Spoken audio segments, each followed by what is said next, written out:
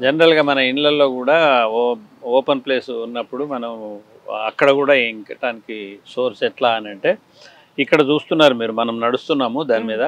ఇది పర్వియస్ పేవర్ అంటారు. ఓకే. ఈ టైల్స్‌కు హోల్స్ ఉన్న టైల్స్ మనం ఫిక్స్ చేసినట్టయితే హ్మ్. Rain water direct run of లేకుండా అందులోనే ఆ గ్రాస్ ఇంకి దగ్గర ఇంకిపోతుంది. గ్రాస్ పెరుగుతది. ఓకే. ఇంకుతది నీళ్ళు ఇంకి గ్రాస్ కూడా పెరుగుతది. హ్మ్. అట్లా మనకు సాయిల్ మాయిశ్చర్‌కు గానీ, భూగర్భ జలాలు పెరగటానికి గానీ ఆస్కారం ఉంటది. Sir one doubt. అంటే ఇప్పుడు మీరన్నారు కదా! వాటర్ ఎక్సెస్ ఏదైతే వస్తుందో ఈ హోల్స్ ఉన్నటువంటి టైల్స్ కిందకొచ్చేసి గ్రాస్ పెరుగుతుంది అని.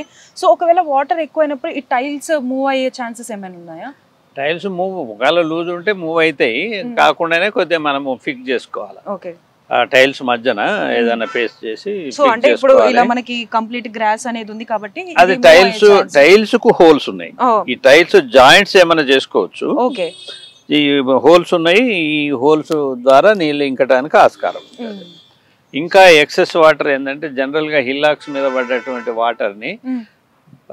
రన్ ఆఫ్ ఎక్కువ ఉంటది. హ్మ్. రన్ ఆఫ్ ఎక్కువ ఉన్నప్పుడు మనకు చిన్న చిన్న కాలువలు ఏర్పడతాయి ఓకే. గుట్టల మీద. హ్మ్. ఆ కాలువలు ఏర్పడ్డప్పుడు కూడా రన్ ఆఫ్ ఎక్కువగా ఉండకుండా మనము ఇక్కడ ఈ స్వేల్ కనిపిస్తుంది చూడండి. హ్మ్.